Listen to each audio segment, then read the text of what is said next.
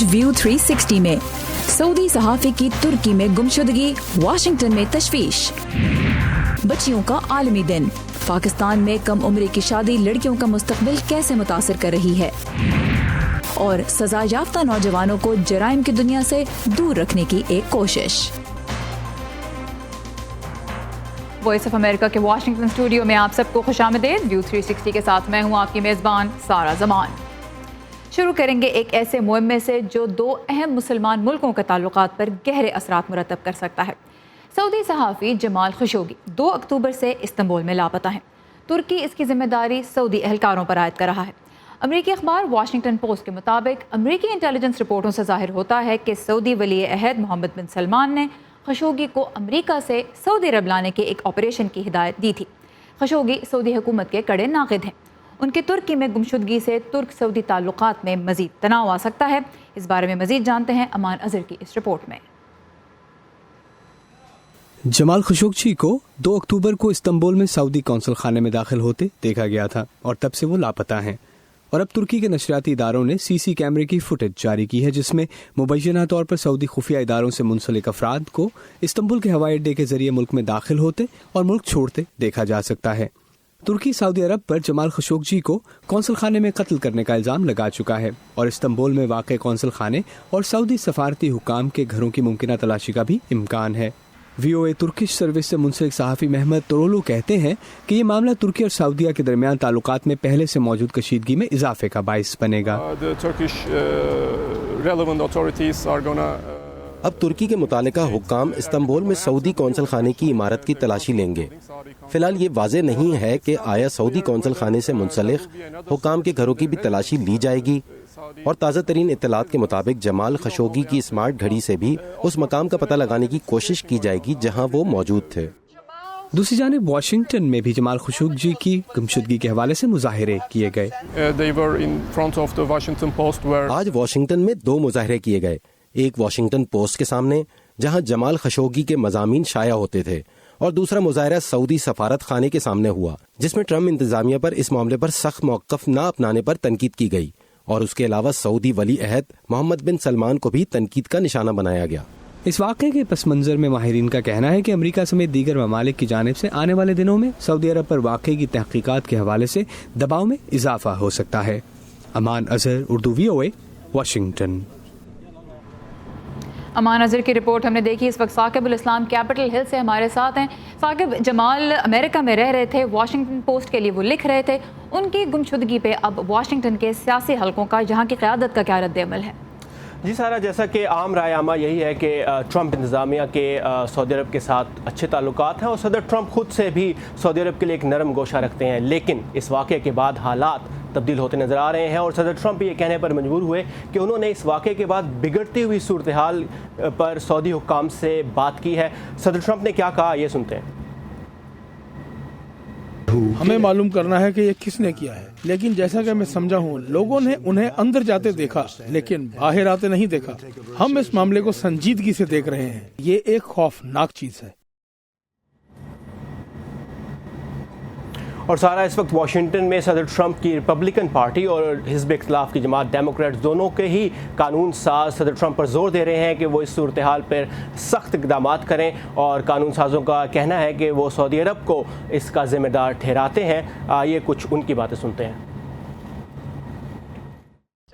میں سعودی عرب کی بہت حمایت کرتا رہا ہوں، لیکن یہ معاملہ ہمارے تعلق پر ایک گہرے بادل کی طرح منڈلا رہا ہے۔ وہ حساس معلومات بانٹنے میں ہمارے اچھے ساتھی رہے ہیں، اور ہم ایران اور انتہا پسند سنی اسلام کی صورت میں ایک مشترکہ دشمن کا سامنا کرتے رہے ہیں۔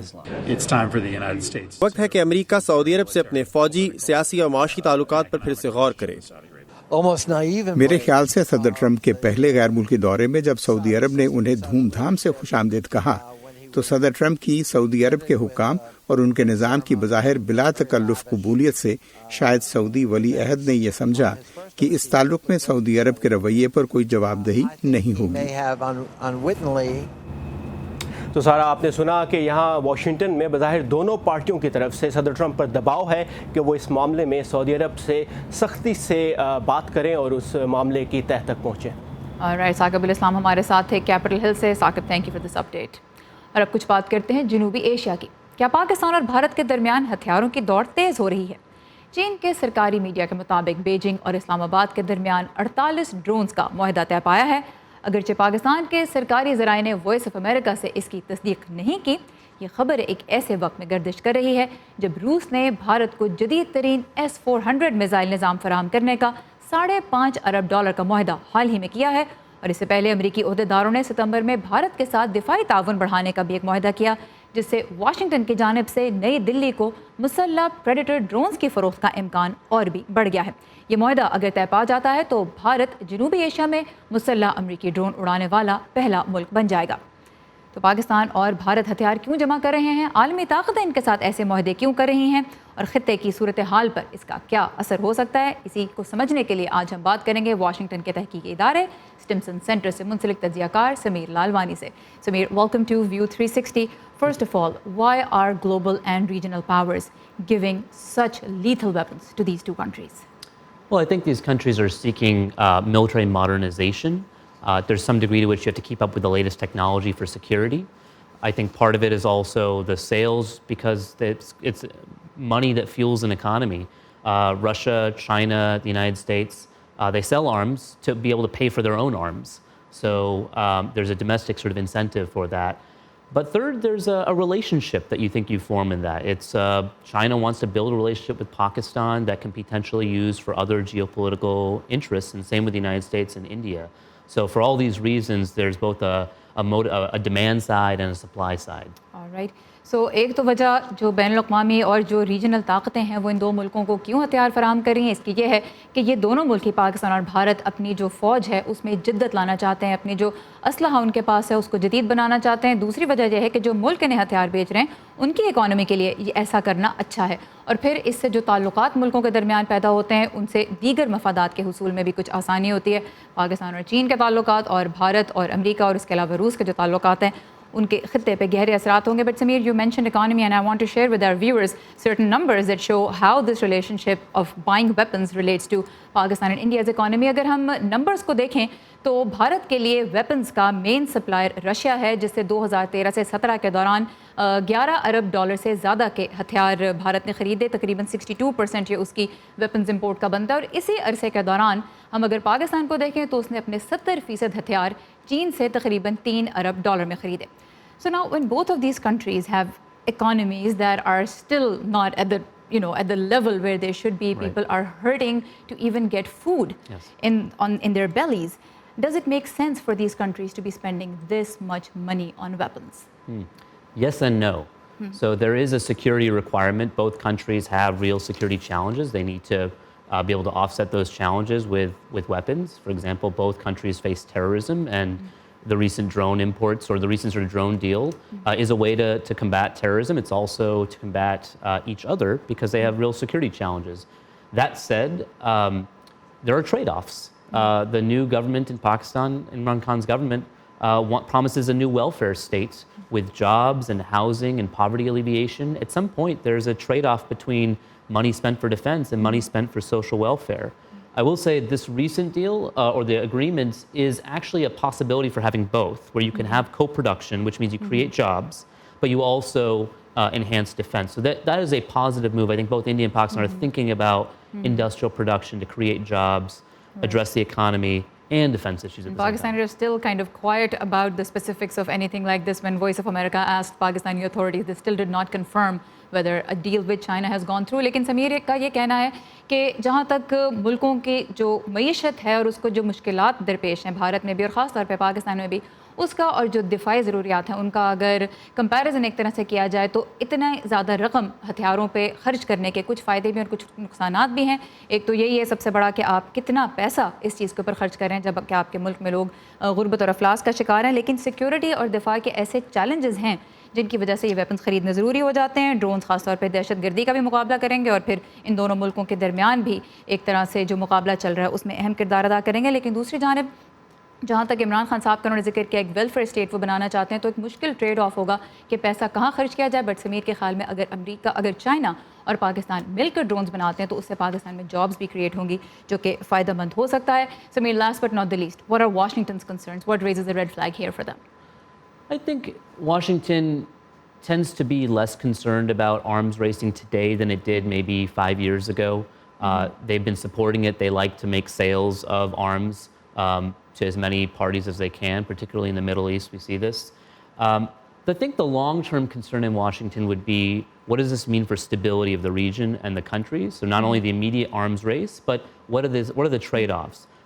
If you're spending on defense, are you losing out on spending on education? In some ways, they're related, because the future of warfare relies on strong, well-educated, skilled workforce. The future of warfare is cyber technology, robotics, artificial intelligence, information warfare. And so at the end of the day, if the countries are not preparing for the future of war, the future of deterrence, they'll be underprepared and it leads to less stability. Right so जहाँ तक Washington के ख़दशात की बात है तो समीर कहते हैं कि वेपन्स रेस जो है जनूबी एशिया में, उसके बारे में अमेरिका के बहुत ज़्यादा तहफ़्फ़ुज़ात हैं, क्योंकि ख़ुद अमेरिका भी हथियार फ़रोख्त करना चाहता है दूसरे मुल्कों को। लेकिन यहाँ पे इस्तेहकाम के बारे में सवाल ज़रूर उठाए जा रहे हैं, और उसमें एक बड़ा एंगल ये है कि अगर दिफा पे आप खर्च करते हैं, तो जैसे हमने पहले भी बात की कि लोगों की फलाह व बहबूद पर, तालीम जैसे शोबे पर कितनी रकम खर्च होती है। और समीर का ये कहना है कि फ्यूचर जो है वॉर्स का, वो साइबर सिक्योरिटी की दुनिया में है, और वहाँ के लिए, वहाँ पे लड़ने के लिए, वहाँ पे एक दूसरे का मुकाबला करने के लिए ये मुल्क कितने तैयार हैं, पाकिस्तान और भारत, ये भी एक बहुत बड़ा सवाल है। Sameer Lalwani, thank you very much for your time and for your insight, really appreciate it. अमेरिकी रियासत न्यूयॉर्क के शहर ऑल्बनी में लिमोजीन हादसे में 20 अफराद की हलाकत की तहकीकात जारी हैं। पुलिस ने लिमोजीन कंपनी के मालिक शाहिद हुसैन के बेटे नुमान को वाक़े का जिम्मेदार करार दिया है। पुलिस के मुताबिक वो कंपनी के ऑपरेटर हैं और एक गैर महफूज लिमोजीन को सड़क पर भेजने का फैसला उनका था। लिमो कंपनी के मालिक शाहिद हुसैन का ताल्लुक पाकिस्तान से है। साकिबुल इस्लाम ने उनके वकील से इस मामले की तहकीकात से मुतल्लिक बातचीत की, आइए देखते हैं।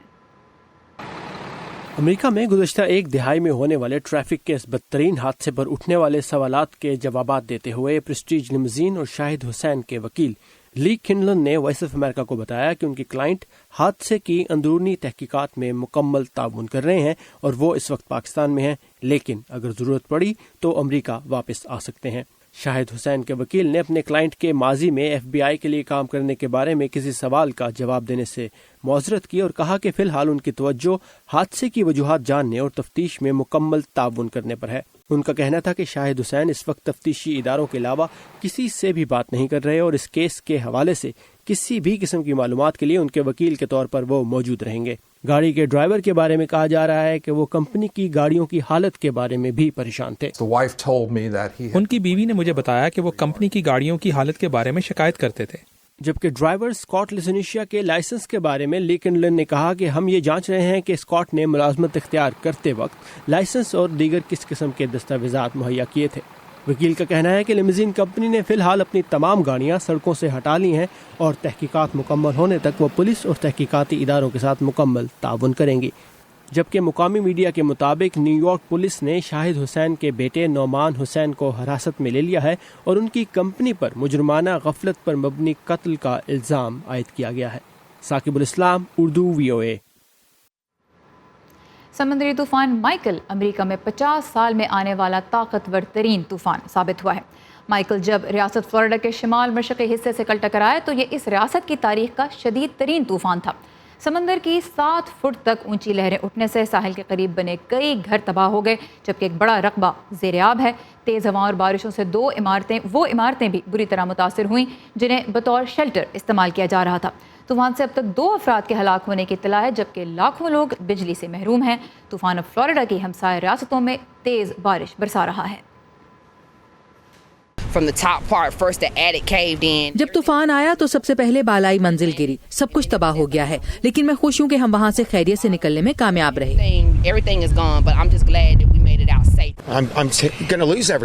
मेरा सब कुछ डूबने वाला है। ये रेस्टोरेंट मेरी आमदन का जरिया है और बहुत मुमकिन है ये अब 1 साल तक के लिए बंद हो जाए। मुझे अपने खानदान और कुत्ते को खिलाना है। ये मुझ पर इन्हिसार करते हैं। हो सकता है ये कल यहाँ ना हो।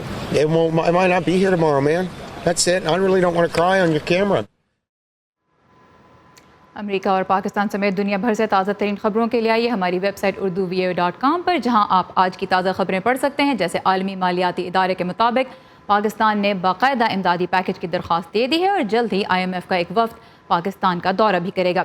इस खबर की तफसील समेत अहम मालूमात के लिए आप जब चाहें लॉग ऑन कर सकते हैं urduvoa.com पर। آج بچیوں کا عالمی دن ہے۔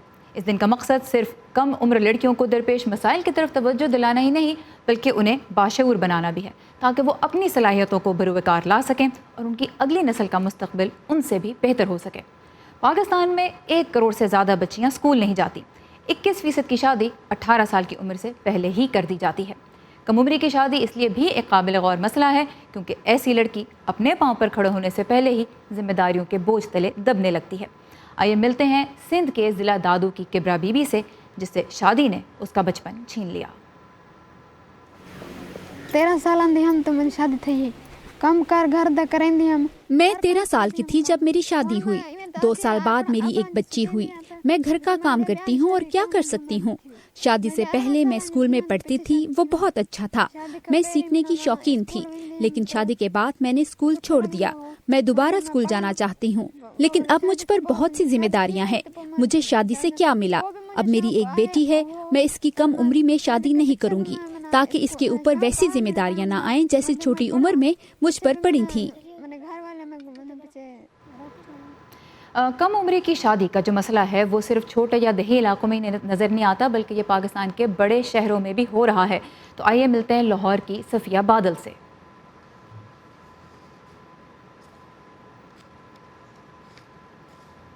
اور صفیہ بادل کی کہانی بھی ہم آپ کو دکھانا چاہتے تھے۔ وہ لاہور کی ایک ایسی لڑکی ہے جس کی بچپن میں ہی شادی کر دی گئی اور اب وہ 3 بچوں کی ماں ہے۔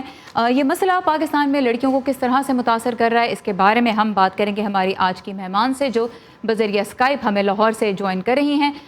ایک غیر سرکاری تنظیم ہے ہوم نیٹ پاکستان جس کی ایگزیکٹو ڈائریکٹر لیلا اظہر اس وقت ہمارے ساتھ ہیں۔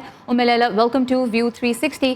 سب سے پہلے تو میں یہی آپ سے بات کرنا چاہوں گی کہ چائلڈ میرج کا سائیکل پاکستان میں کس طرح سے توڑا جا سکتا ہے، کیونکہ ایک بڑی وجہ اس کی ہے کہ غربت کے باعث خاندان اپنی بچیوں کی شادیاں کر دیتے ہیں، لیکن وہ غربت ختم نہیں ہو پاتی کیونکہ وہ لڑکیاں اپنی فیملیز کے لیے وہ کچھ نہیں کر پاتی جو ان کی پوٹینشیل ہے۔ تو کیسے یہ سائیکل ختم ہو سکتا ہے؟ جی بہت شکریہ آپ کا، آپ نے مجھے اس امپورٹنٹ مدعے پہ بات کرنے کے لیے یہاں پہ مدعو کیا ہے۔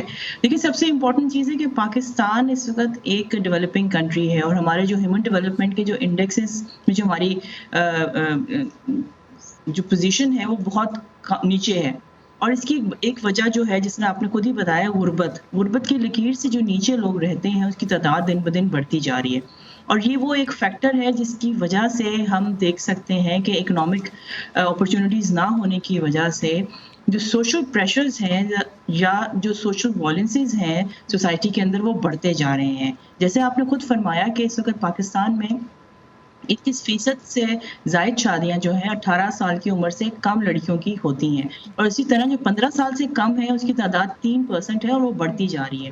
پاکستان اس وقت 6 ممالکوں میں شمار کیا جاتا ہے جہاں پر چائلڈ میرجز پریویلنس بہت زیادہ ہے۔ تو اتنی کی بات یہ ہے کہ اس بڑھتی ہوئی پاپولیشن میں اور اس پاپولیشن میں جو غربت کی لکیر سے نیچے لوگ رہتے ہیں ان کی ہاؤس ہولڈ جو فیملی ہے وہ انکریز جب ہوتی ہے تو آپ کے پاس ریسورسز کم ہیں اور اپرچونیٹیز بھی بہت کم ہیں اور آپ کے کھانے والے لوگ زیادہ ہیں۔ اس کانٹیکسٹ میں آپ کے پاس جب سیکیورٹی نہیں ہوگی، جب ماں باپ کے پاس بچوں کو کھلانے کے لیے پیسے نہیں ہوں گے تو وہ 2 کام کرتے ہیں، یا تو وہ اپنے بچوں کو گھریلو ملازمین کی حیثیت سے لوگوں کے گھروں میں چھوڑ دیتے ہیں، اور پھر لڑکیوں کی وہ چھوٹی عمر میں شادی کر دیتے ہیں۔ بالکل، آپ نے گھریلو ملازمت کی بھی بات کی کہ اس کو ایک ریسورس، ایک ریکورس بنا دے دیتے ہیں پیرنٹس۔ تو آج کا جو دن ہے اس کا تھیم ہی یہ ہے کہ اسکلڈ گرل فورس، یعنی لڑکیوں کو پیشہ ورانہ زندگی کے لیے تیار کرنا۔ اب آپ کا جو ادارہ ہے ہوم نیٹ جس کے ساتھ آپ کام کرتی ہیں وہ ڈومیسٹک لیبر کے رائٹس پہ خاص طور پہ کام کرتا ہے۔ ایک بہت بڑا حصہ آلموسٹ 90% اقوام متحدہ کے مطابق جو غریب طبقے سے تعلق رکھتا ہے اس کی لڑکیاں اسی پیشے میں جائیں گی، اسی شعبے کی طرف جائیں گی، وہ گھروں میں کام کریں گی اور وہاں پہ تنخواہ کم ہے اور استحصال جو ہے وہ عام ہے۔ اب آپ یہ مجھے بتائیے کہ گھریلو ملازماؤں کے حقوق سے متعلق کن ایشوز پہ فوکس کیا جائے کہ وہاں جو لڑکیاں کام کرتی ہیں ان کا فیوچر بہتر ہو سکے، ان کی اگلی نسلوں کا فیوچر بھی کچھ بن سکے؟